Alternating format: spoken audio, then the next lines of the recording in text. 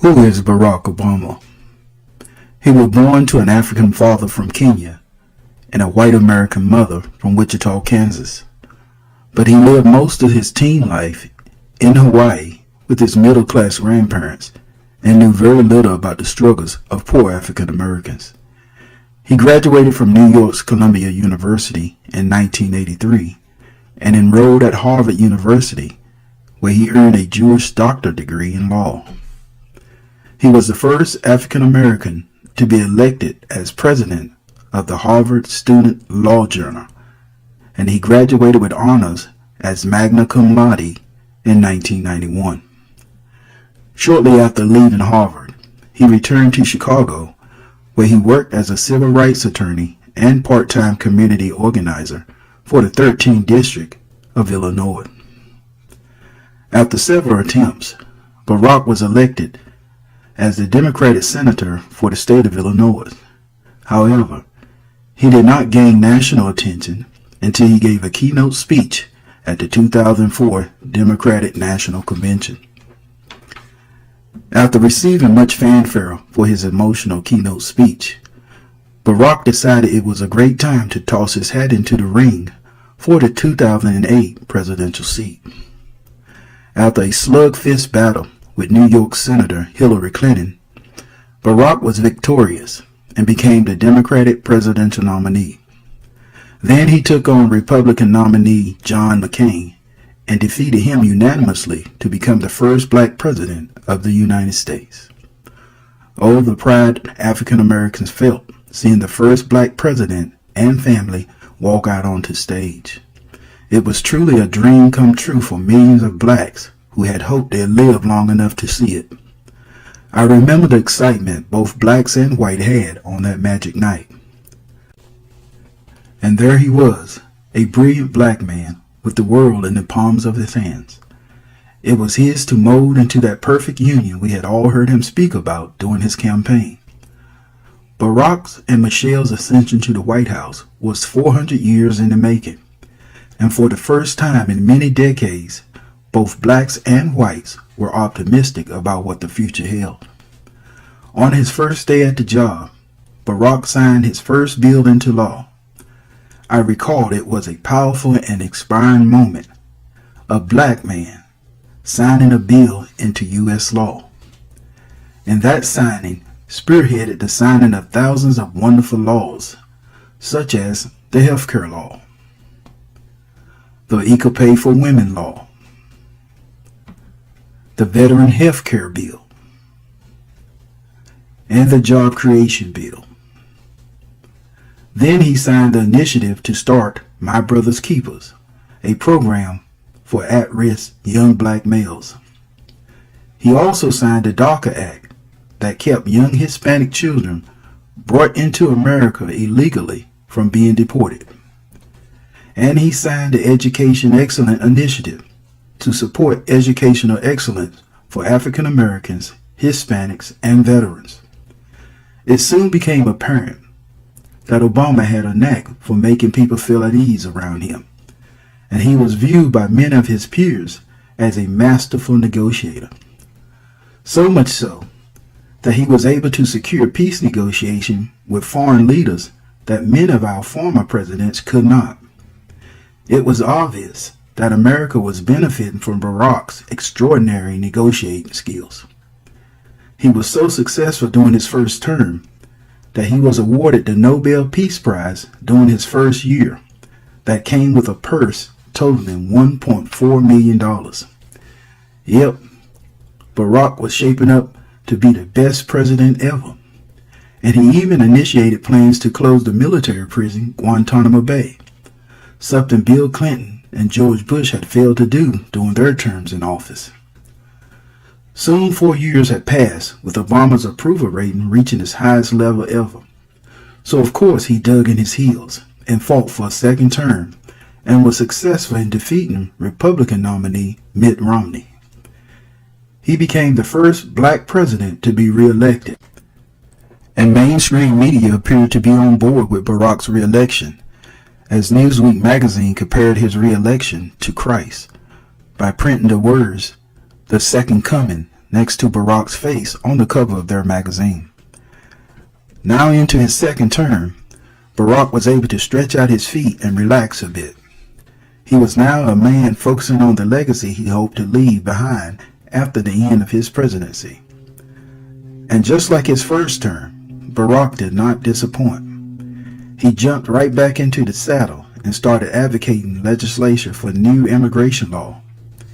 He encouraged both parties to send him legislation he could sign that would raise the national minimum wage to $9 an hour for poor working Americans. He even initiated the pardoning of thousands of non-violent drug offenders.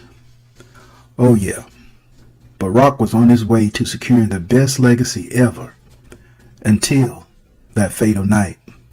Something went horribly wrong. Call it a glitch or a mental breakdown, but Barack's entire personality changed overnight without warning or reasoning. It was as if he had undergone some sort of MK Ultra mind control, where he appeared to slip in and out of normal character during public appearances. It became apparent to me that Barack Obama was no longer in the White House, but had been replaced by his evil alter ego, Hussein. I watched as a warm, kind-hearted man became a cold, sinister maniac. Then he began throwing up the satanic hand sign in public and hanging out with dubious people. Just like the presidents before him, Hussein Obama had become smitten with Hollywood and the satanic occult controlled by the Illuminati. Here you can see former President Ronald Reagan paying homage to Lucifer. None of these peoples are who you think they are. There is former New York Mayor Marion Barry paying homage to Lucifer and the Illuminati. People don't believe the Illuminati is real, but it's real, people. The Illuminati has been around for hundreds of years, controlling the world internationally. But that's a story for another video. Here's a picture of the Beatles throwing up the 666 and devil horn sign. You think all this is a coincidence? You better think again, because everyone in the Illuminati cult has to throw it up and pay homage to their god Lucifer, including Obama. Here's several photos of George Bush Jr.'s family, all paying homage to Lucifer. Now, I thought George Bush claimed to be a Christian when he was in office. Well, I guess the 9/11 attack wasn't the only thing this guy lied about. And of course, this lineup wouldn't be complete without these two devils throwing it up. And here's a couple photos of their daughter Chelsea wearing an upside-down cross, which represents satanic worship. But shortly after his MK Ultra mind glitch, I noticed that Hussein Obama started hanging out with the one man he had been outspoken against, George Bush Jr. Talking about sleeping with the enemy. But shortly after rekindling his friendship with George Bush Jr., Hussein started picking up some of his traits. He soon became war-thirsty and started drone bombing poor third world countries without Congress approval. He went on to set a record of 300 drone strikes and 2,150 deaths that included many innocent men, women, and children. What a legacy, Obama. What a legacy. Hussein Obama had become a one-man terror squad in the White House and was bombing and killing innocent men and women and children throughout the world. America was once again becoming the most hated country in the world thanks to Hussein Obama. Then I saw him on the news, claiming to have killed Osama bin Laden. I thought how strange it was, the look in his eyes. Hussein's expression was riddled with deceit and evil, and he no longer resembled the kind, humble man I had once known and admired. I was greatly dismayed when I learned that Hussein had colluded with his evil sidekick Hillary to murder Libya's president Muammar Gaddafi. Gaddafi was a great man, doing great things to liberate his people from poverty and international dependency. Hussein Obama ordered his murder for no other reason but for his oil and his gold. Hussein's out-of-control behavior soon caught the eye of Professor Cornel West, who publicly scorned Hussein and labeled him a war criminal due to his senseless bombing of poor third world countries. He tried to appeal to Hussein's human decency, but was largely ignored. Hussein just pretended not to hear him and continued with his bombing. I realized then that Cornel West was the type of strong leadership African Americans needed in the White House and in their communities. It also became apparent to me that the Barack Obama I had known was now, in fact, dead, replaced by his evil alter ego twin, Hussein, who was hell-bent on causing as much destruction throughout the world as possible. Then he started in on the U.S. citizens with new gun control. And he even tried to silence the alternative media by secretly passing an internet censoring law that prevented small independent news channels from reporting the despicable and evil things he and his administration was doing to the U.S. citizens and others around the world. He reneged on his promise to close Guantanamo Bay prison and even extended the detention of many prisoners he said he would either sentence or set free. Then Rachel Maddow of MSNBC aired a special report about Obama's plan to implement prolonged detention for criminals they felt might commit crimes in the future. The whole thing was ludicrous. To detain someone indefinite for a crime they hadn't even committed yet? You know what they say, absolute power corrupts absolute. So thousands of Americans began protesting his decision to keep Guantanamo Bay open. It was as if he had forgotten all the promises he had made to the American people. What happened to our shining star of hope? Why had he become the man 80% of the world blamed for 9/11? Because in a sense, Hussein had become George Bush Jr., and I could no longer distinguish the difference between the two. So much so that the Nobel Peace Prize office kindly suggested that Hussein Obama return the medal and prize money they had given him. They stated that they regretted not vetting Hussein longer before giving him the award. Well, don't feel too bad, Nobel Peace Prize people. Apparently, Hussein fooled half the country. Twice. Then Hussein Obama started hanging out with more dubious people like George Bush Sr. And we all know how evil this man is. He orchestrated the hit on John F. Kennedy and tried to usher in the New World Order under the guidance of the deep state and the Illuminati. Oh yeah, make no mistake, George Bush Sr. is an evil man. And here he is chopping it up with Pope Francis of the Vatican Church, who we all know worships Lucifer and has a history of covering up child abuse and pedophilia committed by his clergymen. And here he is with King Abdullah of Saudi Arabia, who is known for funding terrorist groups like ISIS and Al-Qaeda, as well as child trafficking and pedophilia. And here he is lounging in the Oval Office with former President Bill Clinton, who we all know is evil and corrupt. I'm sure you've all heard about the $500 million he and Hillary stole from the poor Haitian people through their phony foundation. I'm telling you, these people are deplorable. Then he started hanging out with all sorts of low-life celebrities, like appearing on the Ellen DeGeneres show, chopping it up with Kanye West and Kim Kardashian. Oh yeah, and George Clooney, he's a big Obama man fan, that's for sure. And we can't leave out Jay-Z and Beyonce. These two probably have their own private suite at the White House.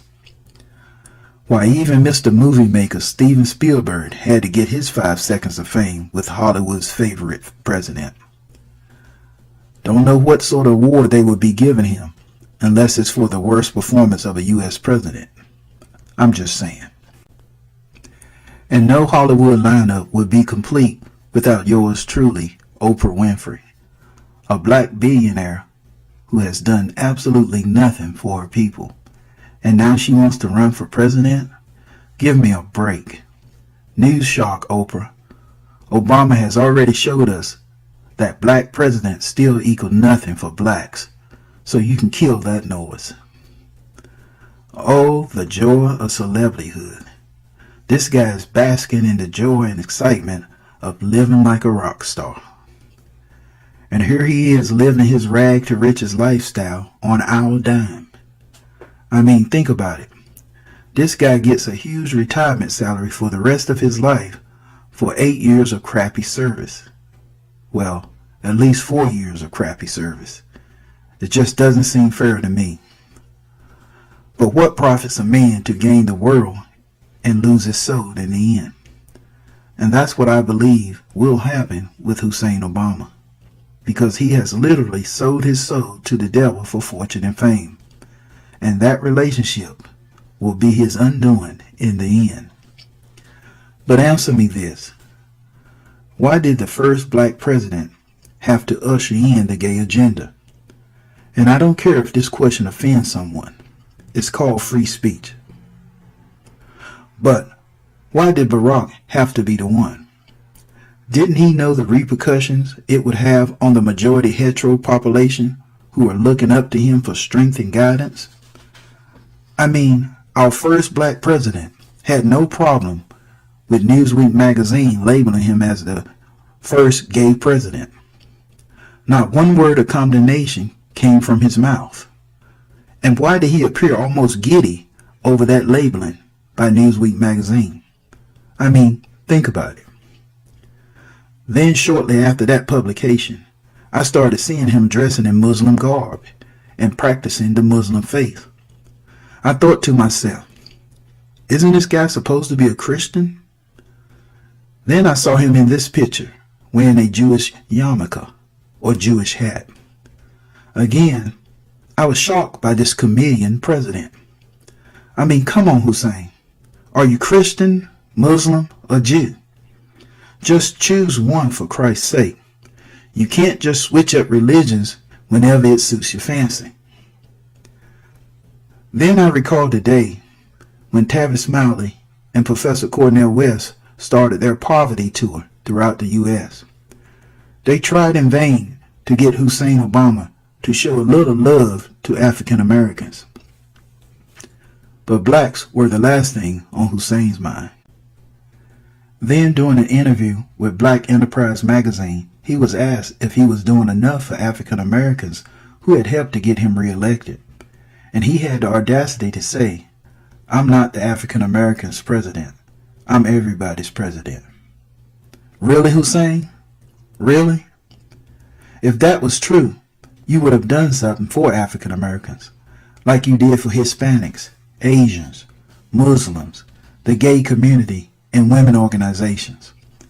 If you was really everybody's president, like you say, you would have signed the reparation bill granting the heirs of millions of murdered slaves the financial compensation they're rightfully owed. But you couldn't do that, could you, Hussein?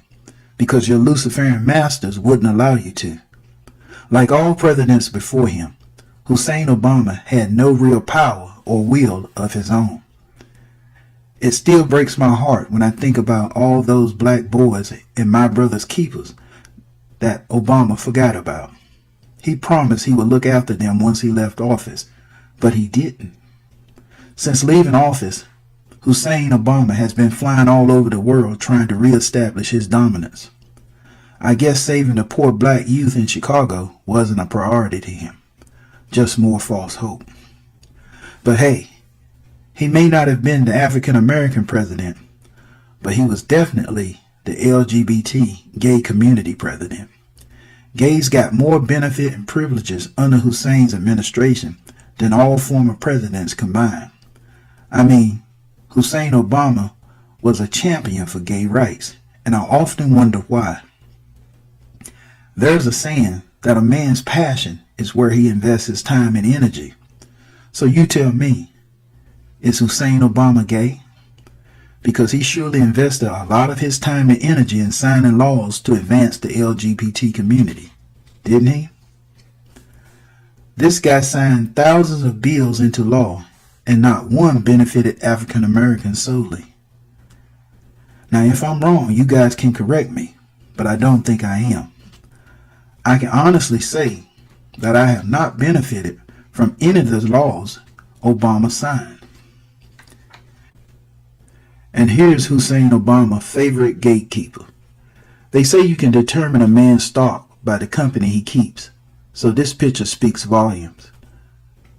Whenever black leaders would confront Hussein Obama about his lack of support for African Americans, this old perm-head pit bull called Al Sharpton would run to his defense, telling black leaders that Hussein had to work his magic for blacks indirectly so that white folks didn't know he was helping blacks.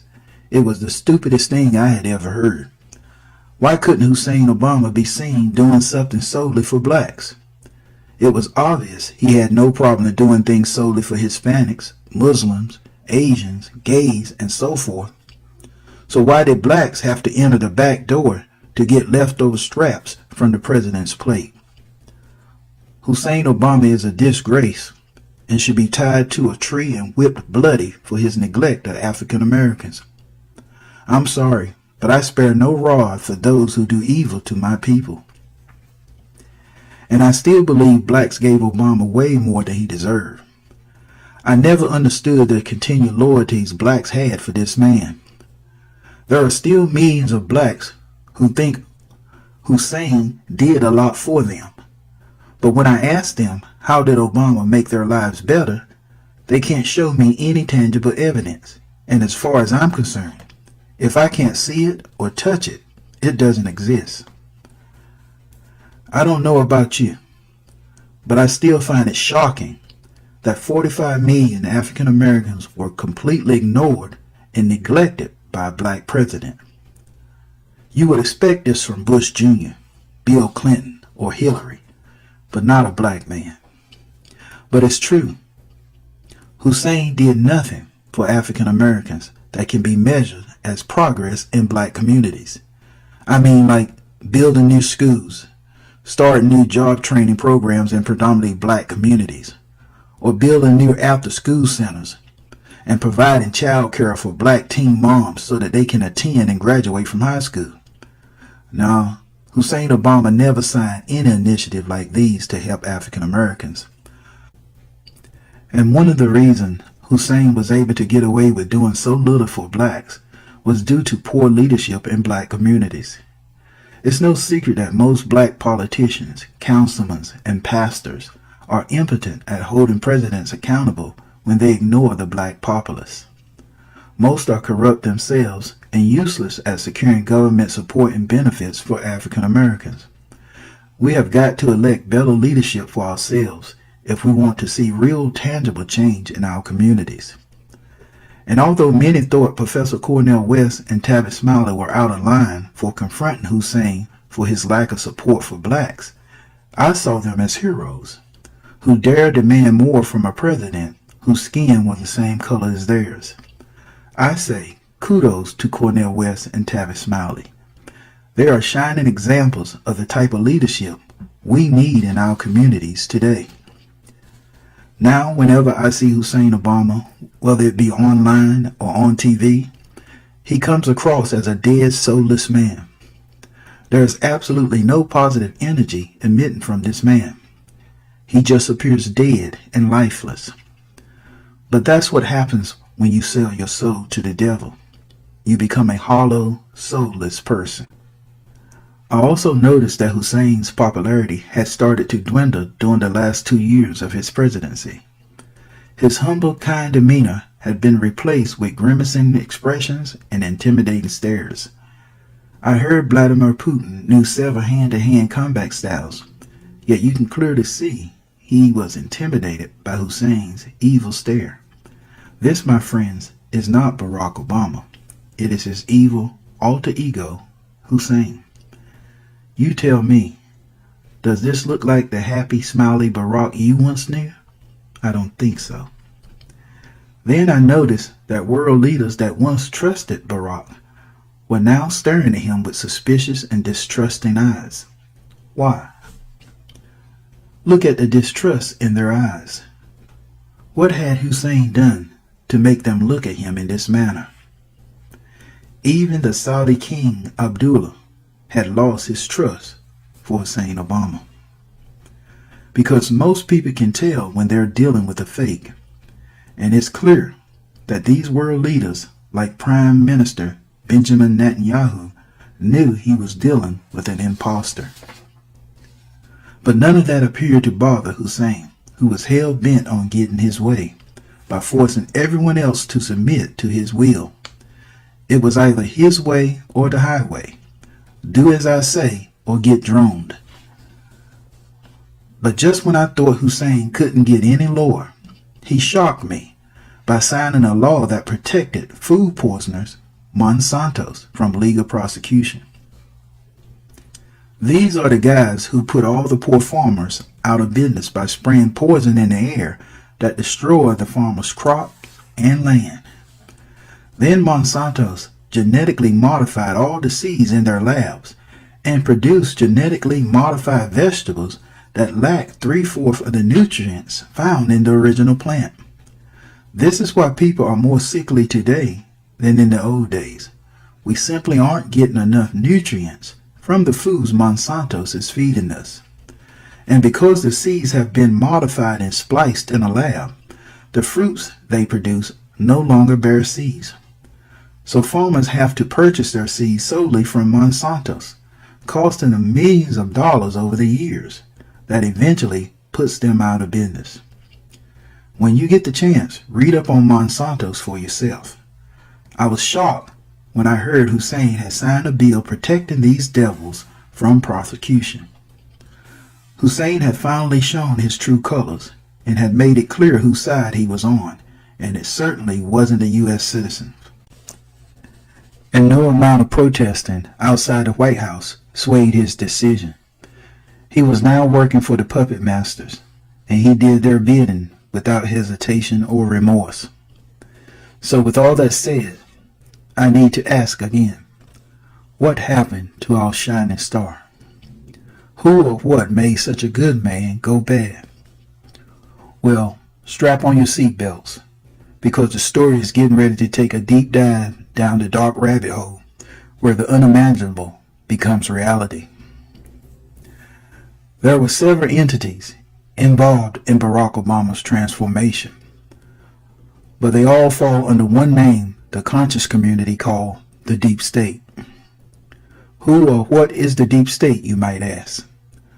Well, to be frank, the deep state is exactly what you see on screen. They are unseen people pulling the strings of people seen on stage, such as your presidents, politicians, newsmen, world leaders, pastors, and celebrities. They are also known as the puppet masters. All the presidents, dating back to George Washington, were members of secret societies. They are all Freemasons and puppets for the deep state, or shadow government, as some people like to call them. Now you might be thinking that the deep state are rich Republicans or Democrats who want to rule the world, and in a sense, you would be right. But the deep state doesn't take sides. It's both Democrat and Republican. With them, it's about power. You either have it or you don't. And even though the political parties have different names, like Republicans and Democrats, they are in fact one party working for one entity, and that is the deep state. So it doesn't matter if the president is a Democrat or Republican. They are all on the same team, working toward one goal, and that is to control the lives and minds of every human being on the planet. That's right. That's their agenda, and you need to understand that. But here are just a few of the big players that work for the deep state. These entities are employees of the federal bankers and are not beholden to you, the citizens, or the president for that fact. The United States is actually a corporation listed as United States Inc. Don't believe me? Look it up for yourself. The entire United States is in fact a corporation ran and operated by the deep state, the federal bankers, and the world trillionaires. But that's a story for another video. You might ask, what does these agencies do for the deep state? Well, the following pictures are services they have provided the deep state in the past 6 decades. JFK was a deep state murder hit. Martin Luther King Jr. was a deep state murder hit. Bobby Kennedy was a deep state murder hit. Supreme Court Justice Antonin Scalia was a deep state murder hit. New York's 9/11 attack was a false flag deep state murder hit. The Boston bombing was a false flag deep state murder hit. The Sandy Hook school shooting was a false flag deep state murder hit. The Las Vegas shooting was a false flag deep state murder hit. The Vietnam War was a false flag deep state murder hit. Pearl Harbor was a false flag deep state murder hit. Understand that it's all about theatrics and public perception for the deep state, because the whole world is their stage, and they use the best actors to entertain and fool the masses like you and I. And that's what Hussein Obama was. Nothing more than a talented puppet for the puppet masters to control on stage. Here's Hussein giving us the illusion of a strong, dominant leader. He was always conscious of his appearance and the image he portrayed to the masses. No doubt, Hussein was a great actor who never disappointed his puppet masters. But when you come full circle, it all leads back to his true master, and that is Lucifer. Here again you see him throwing up the satanic hand sign in front of the masses with a prideful smile. But you know the saying, pride comes before the fall, and Hussein will definitely fall one day. Here's a statue of Hussein's God. It is the Baphomet. All Luciferians worship the Baphomet. And no, Hussein is not a Christian, nor a Jew, or a Muslim. He is a Satanist. The Bible talks about a wolf in sheep clothing, and that is what Hussein was. He knew you would never have voted for him had he thrown up the satanic hand sign during his presidential race. But that's how evil works. It blends in, pretends to be decent and kind like you, so that you will drop your guards and let him in. But that's a story for another video. Sometimes I find myself thinking back when Barack first won the presidency, and he and his beautiful family walked out on stage to a jam-packed audience of cheers and tears. At that moment, Barack could have changed the course of the world for the better. He could have gone down in history as America's best president ever, and I truly believe that. But for selfish reasons, Hussein chose to listen to the dark side of his heart and throw our country into complete chaos by starting several wars and tripling our national debt. He eventually left office in disgrace in 2017, never achieving the great legacy he had hoped for. But I often wonder if he really knew that he was millions of America's last hope for a brighter future in America. Nearly all African Americans were praying for his success. But fast forward to 2017, and we are learning of the many misdeeds of Hussein Obama, such as possible drug smuggling, money laundering, bribes, and murder involvement, just to name a few. Any one of these charges could land him in prison for the rest of his life. And if these allegations turn out to be true, we may very well see Hussein Obama hauled off to Guantanamo Bay prison. Now, wouldn't that be irony for Hussein to wind up in the very prison he failed to close during his presidency? But don't look so sad, Hussein. I hear they might be bringing along your war criminal buddy George Bush Jr. to keep you company. Now, wouldn't that be well-deserved karma for all the evil this little prick did during his presidency? And fret not, I also hear that your evil partners in crime, Bill Clinton and Hillary, might be joining you at Guantanamo Bay as well.